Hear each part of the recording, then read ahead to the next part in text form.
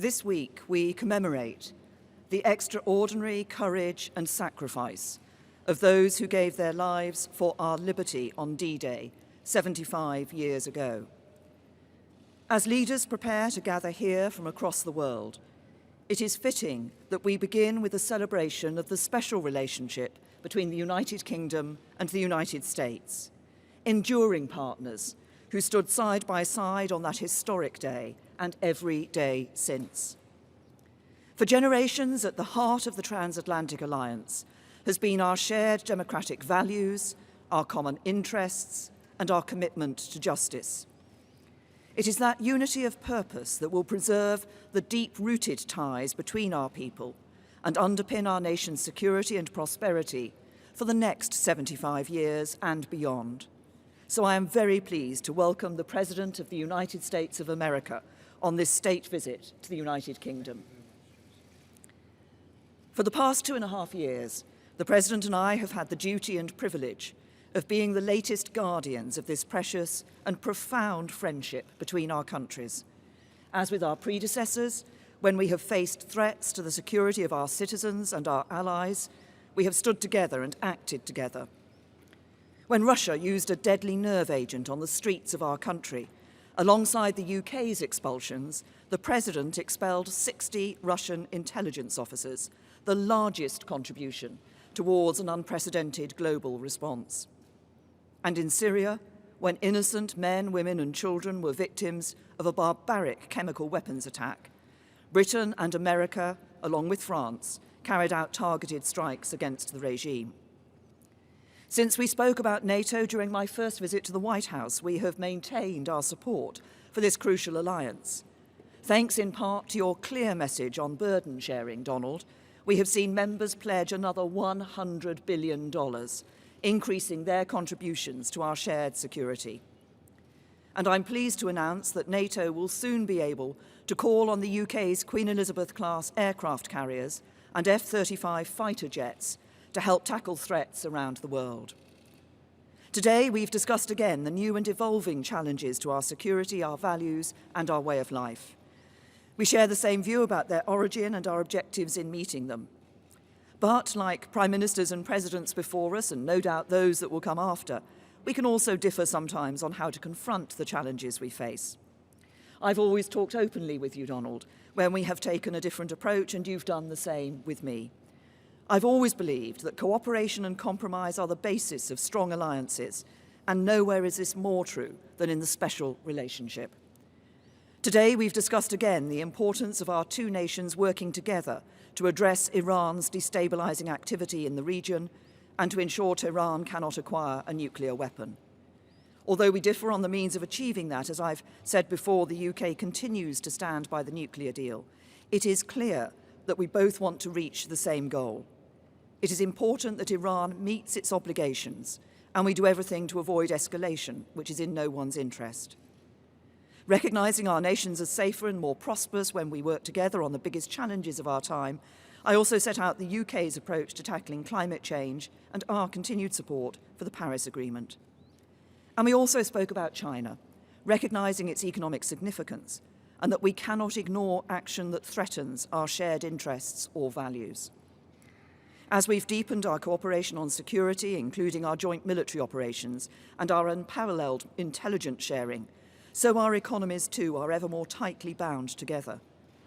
Every morning, 1 million Americans get up and go to work for British companies in America, and 1 million Britons do the same for American companies here. Our trading relationship is worth over £190 billion a year, and we're the largest investors in each other's economies, with mutual investments valued at as much as $1 trillion. Mr. President, you and I agreed the first time we met that we should aim for an ambitious free trade agreement when the UK leaves the EU. And from our positive discussions today, I know that we both remain committed to this. I'm also sure that our economic relationship will only grow broader and deeper, building on the conversations we had and the ideas we heard from UK and US businesses when we met them earlier today. Tomorrow, we will sit down in Portsmouth with our fellow leaders to reaffirm the enduring importance of the Western Alliance and the shared values that underpin it.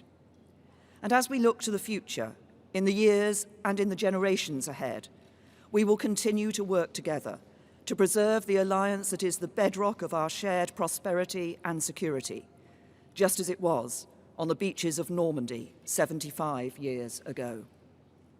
Mr. President.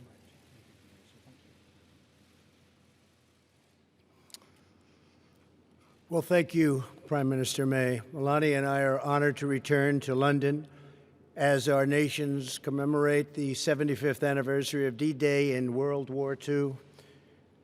We want to thank Her Majesty the Queen, who I had a lovely dinner with last night, a fantastic person, fantastic woman, for so graciously inviting us to this state visit. It was very, very special. Our thanks as well to Prime Minister and Mr. May for the warm welcome they've given the First Lady and me as we remember the heroes who laid down their lives to rescue civilization itself. On June 6, 1944, tens of thousands of young warriors left these shores by the sea and air to begin the invasion of Normandy and the liberation of Europe and the brutal Nazi occupation. It was a liberation like few people have seen before. Among them were more than 130,000 American and British brothers in arms. Through their valor and sacrifice, they secured our homelands and saved freedom for the world. Tomorrow, Prime Minister May and I will attend a commemoration ceremony in Portsmouth, one of the key embarkation points for the invasion. More than 1.5 million American service members were stationed right here in England in advance of the landings that summer. The bonds of friendship forged here and sealed in blood on those hallowed beaches will endure forever. Our special relationship is grounded in common history, values, customs, culture, language, and laws. Our people believe in freedom and independence as a sacred birthright and cherished inheritance worth defending at any cost. As the Prime Minister and I discussed in our meetings today and yesterday, the United States and the United Kingdom share many goals and priorities around the world. I want to thank the people of the United Kingdom for their service and partnership in our campaign to defeat ISIS. As we announced a few months ago, ISIS's territorial caliphate in Syria and Iraq has been completely obliterated, defeated. The United Kingdom is also a key partner in NATO.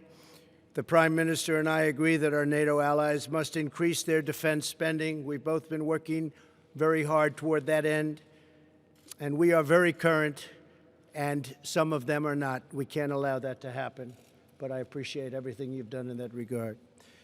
We expect a growing number of nations to meet the minimum 2% of GDP requirement.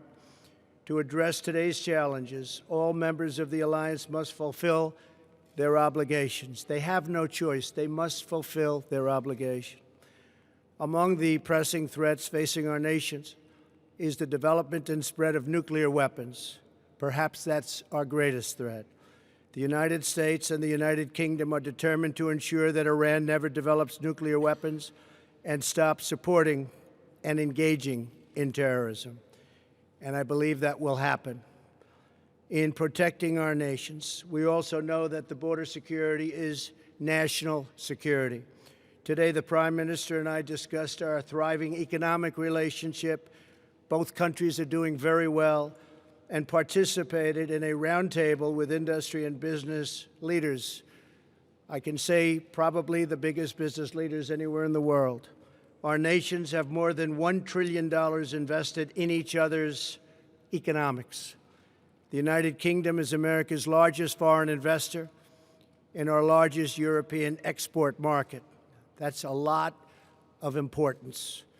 As the UK makes preparations to exit the European Union, the United States is committed to a phenomenal trade deal between the U.S. and the UK. There is tremendous potential in that trade deal. I say probably 2 and even 3 times of what we're doing right now. Tremendous potential. 75 years ago this Thursday, Courageous Americans and British patriots set out from this island toward history's most important battle. They stormed forward out of ships and airplanes, risking everything to defend our people and to ensure that the United States and Britain would forever remain sovereign and forever remain free. Following this press conference, Prime Minister May, Mr. May, the First Lady, my family and I will visit the legendary Churchill War Rooms beneath the streets of London. I look forward to that. In his famous speech on this day in June 1940, Prime Minister Churchill urged his countrymen to defend our island, whatever the cost may be. As we mark this solemn anniversary of D-Day, we remember that the defense of our nations does not begin on the battlefield, but within the heart of every patriot. Today, let us renew our pledge, engraved at the American Cemetery in Normandy and inscribed by President Dwight Eisenhower in St. Paul's Cathedral, right here in London, that the cause for which they died shall live. Prime Minister May, it's been a true honor. I have greatly enjoyed working with you. You are a tremendous professional and a person that loves your country dearly. Thank you very much. Really an honor. Thank you for the invitation to memorialize our fallen heroes and for your partnership in protecting and advancing the extraordinary alliance between the American and the British people. It's the greatest alliance the world has ever known. Thank you, Prime Minister. Thank you. Thank you. Thank you very much.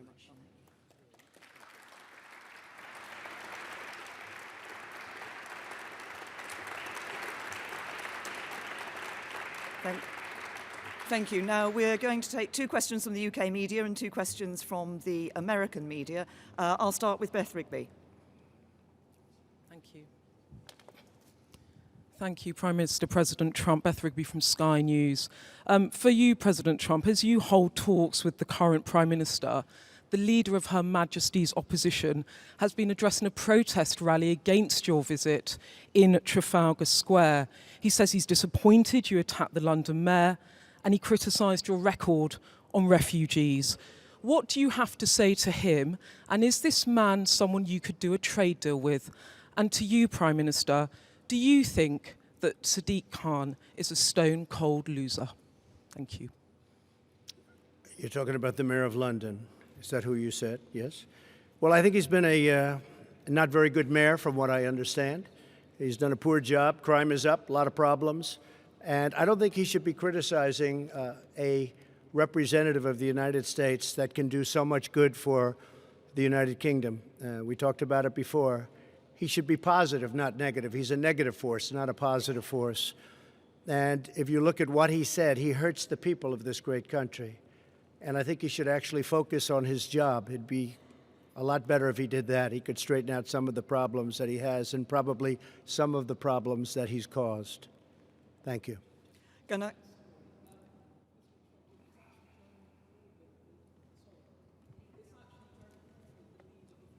Sure, yes, he wanted to meet with me, and I told him no. Yes. Well, I don't know Jeremy Corbyn. Never met him. Never spoke to him. He wanted to meet today or tomorrow, and I decided that I would not do that. I think that he is, from where I come from, somewhat of a negative force. I think that people should look to do things correctly as opposed to criticize. I really don't like critics as much as I like and respect people that get things done. So I've decided not to meet. As far as the protests, I have to tell you, because I commented on it yesterday, we left, the Prime Minister, the Queen, the royal family. There were thousands of people on the streets cheering. And even coming over today, there were thousands of people cheering. And then I heard that there were protests. I said, where are the protests? I don't see any protests. I did see a small protest today when I came, very small. So a lot of it is fake news, I hate to say. But you saw the people waving the American flag, waving your flag. It was tremendous spirit and love. There was great love. It was an alliance. And I didn't see the protesters until just a little while ago, and it was a very, very small group of people put in for political reasons. So it was fake news. Thank you. And I would say to both the Mayor of London and to Jeremy Corbyn, the discussions that we have had today are about the future of this most important relationship between the US and the UK. As the President described it, the greatest alliance the world has seen. It is this deep, special relationship and partnership between the United States and the United Kingdom that ensures our safety and security, and the safety and security of others around the world too. And it is this relationship that helps to ensure there are jobs that employ people here in the UK and in the United States, that underpins our prosperity and our future. That is a relationship we should cherish. It is a relationship we should build on. It is a relationship we should be proud of. Mr. President, would you like to? Big, and this really is a very big and important alliance. And I think people should act positively toward it because it means so much for both countries. It means so much, and it's been so good. Steve Holland, yes, go ahead, Steve. Thank you, Mr. President. Thank you. Is that on? There. What is your current view on Brexit, sir? Should Britain leave the European Union if there is no agreement by October 31st? And for the Prime Minister, what would be the ramifications for the UK if there is not a deal? Well, I don't like to take positions in things that I'm not, really. I understand the issue very well. I really predicted what was going to happen. Some of you remember that prediction. It was a strong prediction made at a certain location on a development we were opening the day before it happened. And I thought it was going to happen because of immigration more than anything else, but probably it happens for a lot of reasons. But I would say, yeah, I would think that it will happen, and it probably should happen. This is a great, great country, and it wants its own identity. It wants to have its own borders. It wants to run its own affairs. This is a very, very special place, and I think it deserves a special place. And I thought maybe for that reason, and for others, but that reason it was going to happen. Yeah, I think it will happen. And I believe the Prime Minister's brought it to a very good point where something will take place in the not-too-distant future. I think she's done a very good job. I believe it would be good for the country, yes. And from my point of view, I believe it is important for us to deliver Brexit. We gave that choice to the British people. Parliament overwhelmingly gave the choice to the British people. We should now deliver on that choice. I continue to believe that actually it's in the best interests of the UK to leave the European Union in an orderly way with a deal. I think we have a good deal. Sadly, the Labour Party and other MPs have so far stopped us from delivering Brexit and that deal. But we will, but obviously this is an issue that is going to continue here in the UK. I think the important thing is we deliver Brexit, and once we're out of the European Union, we will be able to do what we've been talking about today and develop not just that free trade agreement, but a broader economic partnership into the future. If I could just follow up on a related matter. Mr. President, are you prepared to impose limits on intelligence sharing with Britain if they do not put in place some restrictions on Huawei? No, because we're going to have absolutely an agreement on Huawei and everything else. We have an incredible intelligence relationship, and we will be able to work out any differences. I think we're not going to have it. We did discuss it.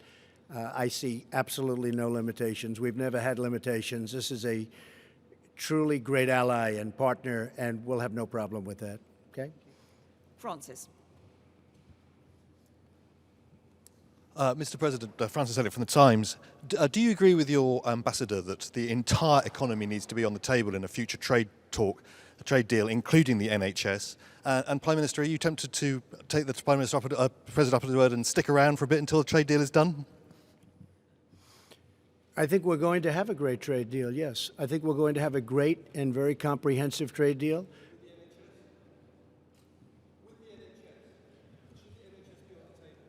I can't hear him. What? It's the National Health Service. He says, should the National Health Service be on the table?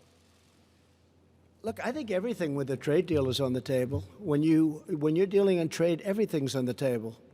So NHS or anything else, or a lot more than that. But everything will be on the table, absolutely. Okay.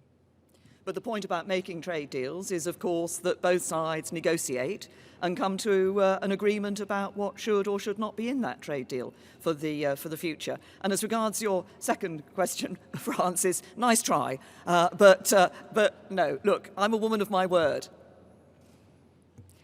Mr. President, would you like to? John, please. Mr. President, thank you.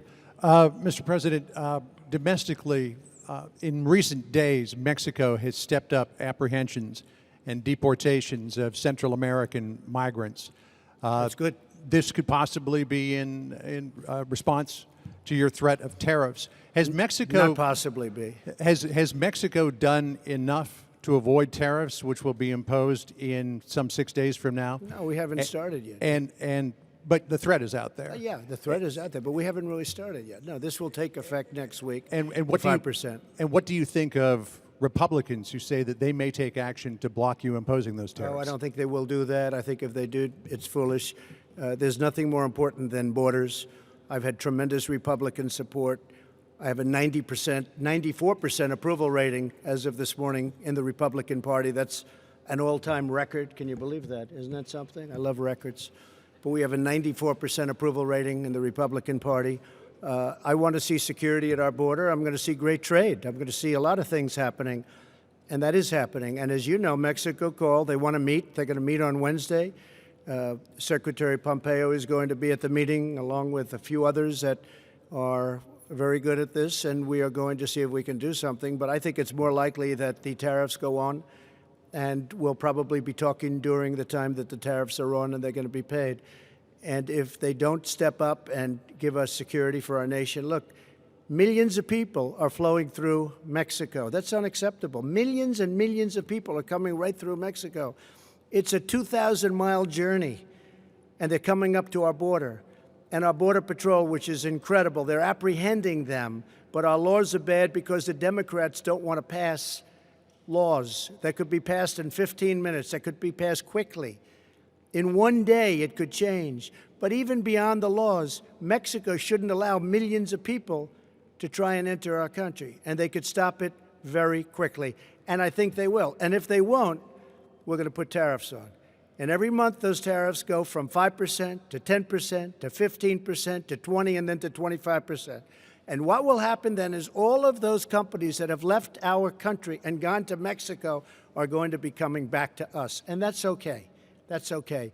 But I think Mexico will step up and do what they should have been done. And I don't want to hear that Mexico is run by the cartels and the drug lords and the coyotes. I don't want to hear about that. A lot of people are saying that. Mexico has something to prove. But I don't want to hear that they're run by the cartels. You understand. You report on it all the time. A lot of people do. That would be a terrible thing. Mexico should step up and stop this onslaught, this invasion into our country, John. And Prime Minister May, you tried 3 times to get a deal on Brexit. At this point, do you believe that a deal on Brexit is possible, or is this a Gordian knot? President Trump says that you didn't take his advice in terms of negotiation. Should you have, would that have made a difference? And President Trump, if I could ask a follow-up, you had a conversation with Boris Johnson. Could we ask what you spoke about, and will you meet with Michael Gove today?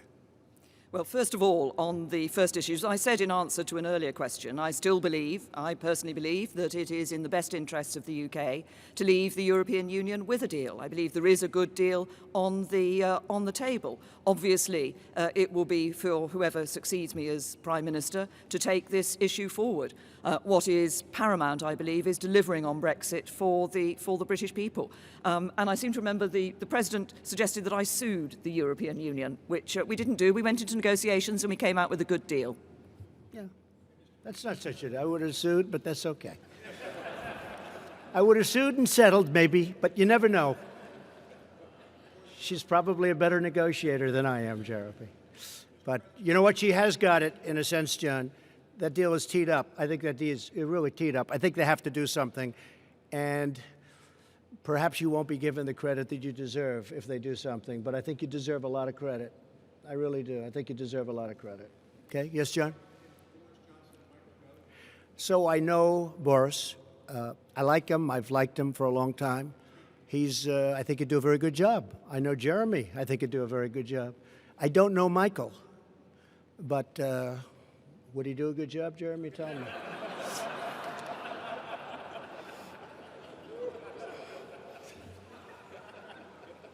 Okay? Good.